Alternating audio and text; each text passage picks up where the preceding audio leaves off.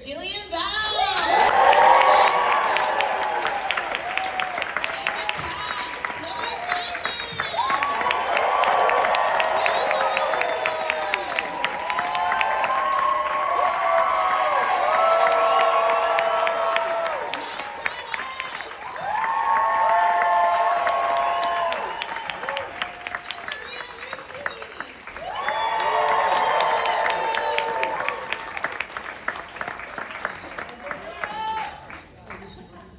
How are y'all feeling? I could hear y'all squeals. I was like, I want to be in that club. We haven't seen it, so we're blown away. Shaking, actually. This is their first time watching it. Yeah. And you guys laughed, and it was sweet. It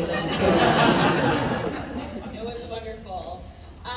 Okay, Jillian, can you tell us a little bit about if this is like speaking to something from your own life experience? What made you want to, what connected you to this material that you wanted to direct? Go to 69, and that's what you're all laughing at. Yes, it's always about the 69. I was very much an Abby. I was a late bloomer, and my Santa Monica was my sister, Brianna. Weird. And except she's not a stripper yet. Give her time. But yeah, she was the one who I went to for everything.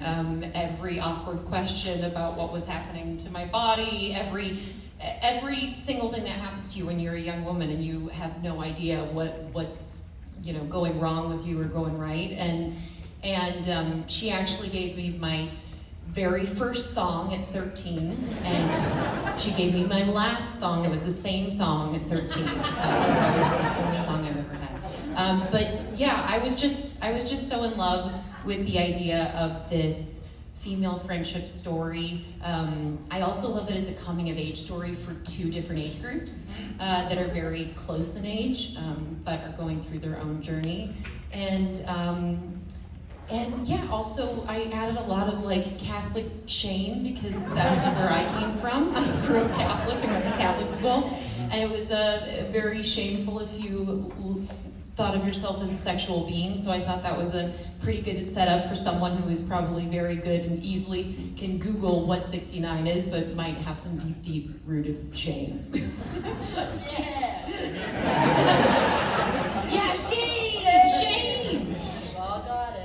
We've all got some, you're right. Okay, so for Chloe and for Sam and Matt, can you talk a little bit about if you had a Santa Monica in your life, or was there someone that you went to for advice, or where did you get your first song? Well, in the movie, there's that thing about what a penis feels like. Yeah. And a girl who, I'm from Northern California, so we're not repressed. There are two people I went to high school with, they're over there. She was the one who did Sword. This hot girl who did Sword stuff was like, "That's what a penis feels like," and then made me do that, and that's how I learned the feeling of a dick. Anyway, what was the question? Who was your mentor? Oh, my mentor. Your sexual mentor. Yeah, that girl. Oh, me? I mean, I grew up in LA County, so we're also not repressed. Nice. So it was all Google was my mentor, honestly. Terrifying. To answer your first question, my first thong also came from Jillian's sister Brianna. No, I think probably my brother. My brother's 8 years older than me, and so I always, saw him coming home with his girlfriends, and was always like, "What do you guys do in your room for 3 hours, shorter or longer?" He would never explain, but I think I probably started Googling at some point. Yeah, I feel do you feel like Google could have been helpful? I'm so jealous. I'm so much older. I remember we had a picture book my friends checked out at the library where they cartoons would touch pillows. I don't know why they had that in elementary school. It's just pillow touching? It was in a public library there was this is what it feels like. And I don't know. There were squiggle lines for pleasure. At Catholic school, we were filed into a chapel, and they showed us a picture of a penis that was riddled with genital warts and said, "Good luck having a sexual thought." That's crazy. And Maria, what about you?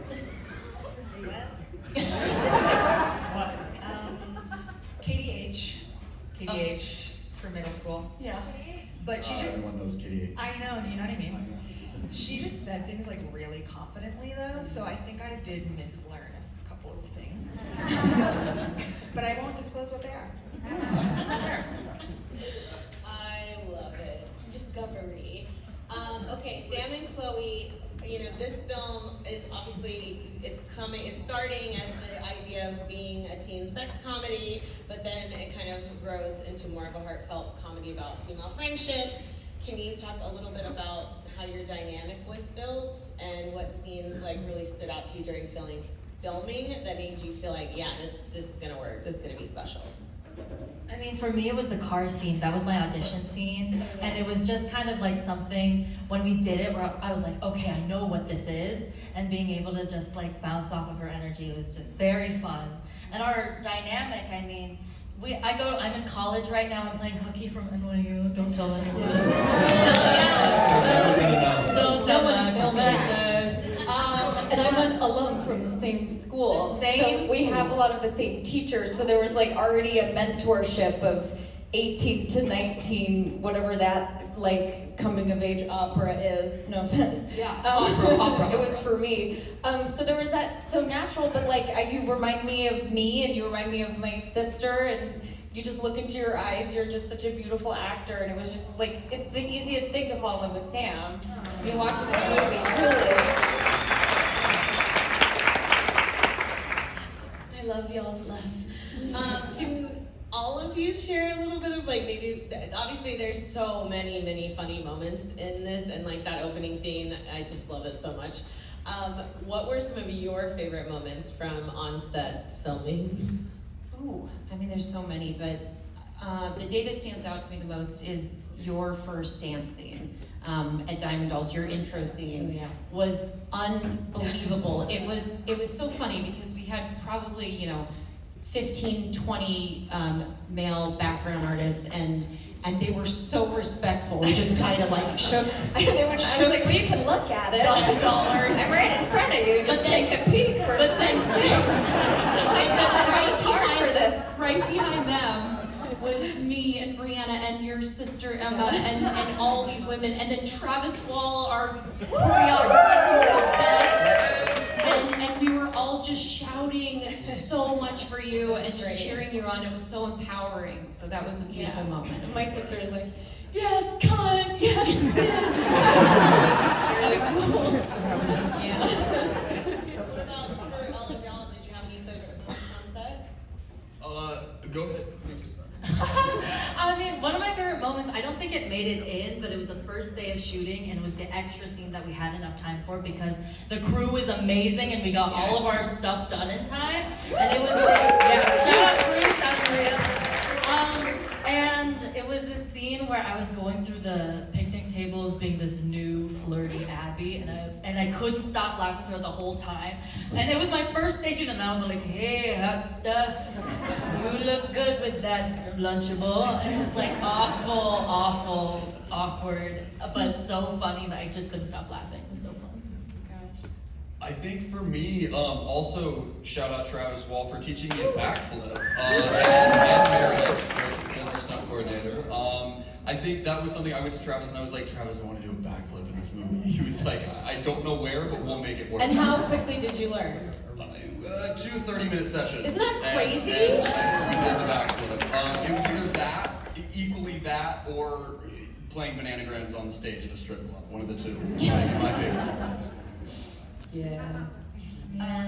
The shooting the opening credits scene was so fun. I cannot overstate how hot it was that day. Kind of like today, honestly. A little bit like today. But wet, but like More wet. Humid. More wet. You mean moist? I mean moist. Yeah. Yeah, I mean, we had one day to shoot that, and Travis and obviously everyone, prevised all of that opening credits sequence, and so I have the absolute funniest videos of like Jillian doing, this on my phone, and like the moment when Abby gets hit by a ball, but it's like Brianna standing there. So that was, I think, one of my favorite sequences to like make it to the end of the day and shower was awesome. Love it. Jillian, could you talk a little bit about what it was like going from, you're usually in front of the camera and you did the music video, but what was it like, getting behind the camera for a film this big for your debut? It was a dream come true. I never want to go back. I'm never acting. My agents are here. They're scared. No, I just loved it so much. This has been the absolute highlight of my entire career. Look at these human beings that I got to work with, and Maria is just the best DP out there. I've already said that. God damn it, everyone's gonna steal you. But I just loved it, and I feel like when I've worked with directors who have been actors as well, it's just so much easier. There's a shorthand there, and there's such a deep vulnerability showing up every day and doing this, what you guys did. No one knows what's going on behind the scenes for you or what's happening in your life, and you have to show up and put on a smile, or you're having the best day of your life and you have to cry hysterically. It is a very vulnerable job. So I felt so glad that I could look at them and be like, I haven't been in these shoes, but I've been in similar shoes. I love that. And Maria, can you talk a little bit more, obviously, best DP of all time. So this doesn't, look like a traditional teen comedy. How did y'all work together to kind of land on the look? And was there anything that you were kind of had in mind that you were referencing? Yeah, I think Jillian and I both bonded over visual comedy right from the beginning. There's like a lot of visual gags in the movie. I think comedy's often under expectations, I suppose, for how the visuals are used to like tell a joke.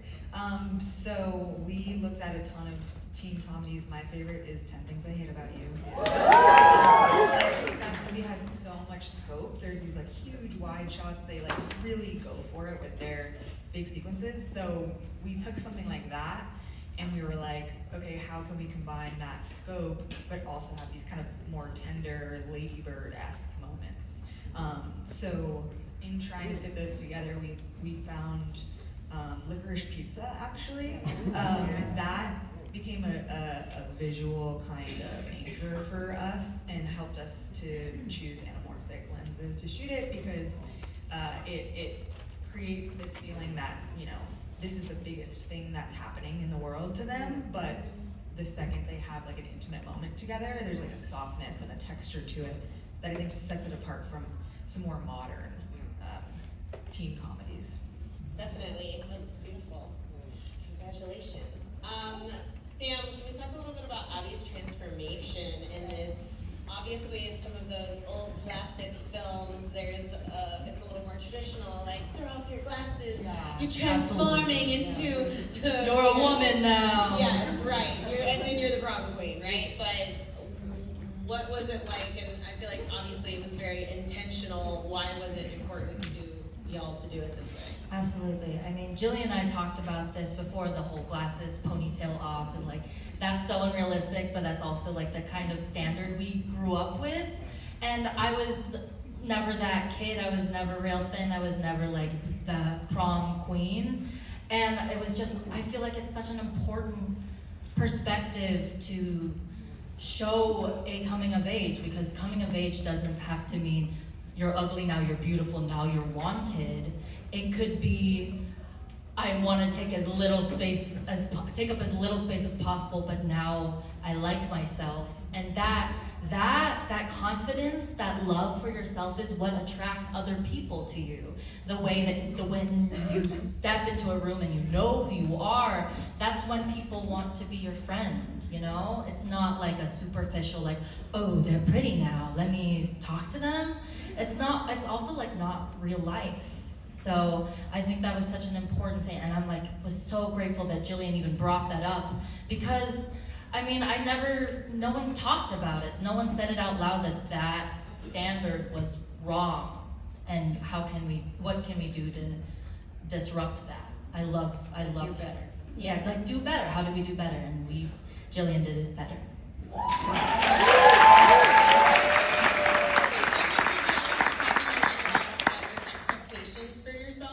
And I feel like those movies, like there's only one prom queen in your school each year. Yeah. So what about the other hundreds and hundreds of kids Right. that aren't the prom queen? Of like that, setting that level of expectation. That was one of my favorite parts of the film. That I it's mean, like, their stories matter too, you know? yeah, the confidence, that shit is real. Matt, you and Sam had such beautiful chemistry together in the film. Did y'all know each other already? No. No, we may as well have though. We have like We had a mutual friend multiple mutual from friends. shout out That 90s Show. Hey. Like his best friend was a guest star who also played my love interest, which was a funny thing. Funny industry. And I don't know, we just No, I think we clicked instantaneously, and I think like it's always helpful having that like one kind of degree of separation to help you kind of connect quickly. But yeah, I mean, the second I met him on the Zoom, and my best friend had spoken nothing but incredibly high things about Sam. So I already knew going into it that Sam was an incredible human being, and I was just really excited to meet Sam. And yeah, from the get-go, it was like so easy and so silly and so laughable, and like, look at this face. It was so unserious, and also like Anthony. And Anthony, like I knew that he kept good company. Like I really loved Anthony? Oh, his best friend. Best Like, friend, sorry. I was like, they're like, they know each other because they're like under 26. like, I was like, oh, Under 26 is in a group chat. it is everyone. Anthony. But like I knew because he kept good company, I knew that he was a good person, and then it just kind of went off from there. Shout out to Anthony. Shout out Anthony. We love Anthony. If only you knew. And Chloe, I want to ask you had to learn a pole dance for this Yeah. film, right? And obviously crushed it. How was that preparation? How much time did that take? Or were you just like natural, baby? Well, gosh, I was in LA at the time, and it turns out like once you open your eyes to pole, they're kind of on every corner, like a pole class and a stripper shoe store. I don't know if it's like that here in Austin. But I was like, really? Yeah, so I was like, well, I have to train here. Pasadena doesn't read like stripper, but I took one class and I really liked the teacher, and I stayed after and I was like, would you be my stripper coach? And we kind of like worked together. Lawyers here, shout out. He hooked up pole lessons, hair extensions, that's obviously not my hair. And yeah, I don't have upper body strength. I've said this 1,000 times, but we created core on the floor. So a lot of like body rolling, and then Travis, we found this weird studio in Syracuse. Travis would put on stripper shoes, and it was just like fun. Like it didn't feel like training. You worked your butt off. Well, I Don't I understate mean, that. truly, like the second, I feel like the day after we had a Zoom about this, you were sending me videos of you already like buying stripper shoes and doing the moves, and I was like, oh, she is committed. Yeah. She is in, and thank goodness you committed because it looks amazing. Hey, thanks. Yes, and you are amazing. As we wrap it up, is there anything that you hope then for all of you that people really take away from this film? I mean, definitely this. Okay, but as soon as I know everyone in the audience was doing that when it was on screen. I know it. I will say that I hope that people see it in whatever age you are reminded that you don't have to rush to be something that you're not. I feel like there's a lot of pressure on teenagers now, especially with social media. I did not have that growing up, and just to be perfect and look a certain way and be ready for maybe a wild sex position. And I feel like, it's okay to slow down. It's okay to say, I am just enough as I am. Yeah. And unexpected friendship too. Mentors are everywhere in teens and strippers. Well, yes. Yeah. I mean, yeah, exactly that. And exactly that. Teens and strippers everywhere. Yeah. Love. Yeah. But also, I was coming of age. I was about to go to college this summer as this. I think you're movie still was- coming. I'm done. What do you mean? I'm done. No, No, but I was like in the Yeah. the shit. Yeah. And it was like learn to lean on your village type of thing. Because as Sam, I was so overwhelmed, but I was leaning on Warren, my boyfriend, who was there the entire time, so much. I was leaning on everyone here. I mean, you guys saw me at my worst and my best. And I think Abby was also learning to lean on people because she was such an island and she, so just lean on your village. Yeah, ditto all of that. And also, yeah, I just think like not becoming something that you're not to try to attract the attention of somebody else. I think the best version of you is just fully you and yourself. That's something that I used to struggle with a lot. Is I used to be a really huge people pleaser and trying to do things that would like make my friends laugh and do things that like maybe I didn't necessarily want to do, but like my friends would think was cool or whatever. And yeah, I think it's just important to like fully, truly be yourself, and yeah, it'll attract everyone around you. No, I mean, to what Sam was saying before about this not being a makeover montage that ends in a girl becoming more femme. That was really important to me too, and in our first conversation we talked about that.